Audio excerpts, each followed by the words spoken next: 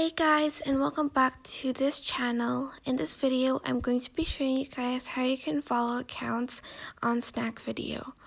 So you can either just hit the follow button over here, or you can click on their profile. So click on their account name, and for instance, you've accidentally followed them, you want to unfollow them, just click the follow button again and press unfollow. And for instance, you still want to follow them, you can follow them by clicking the follow button again.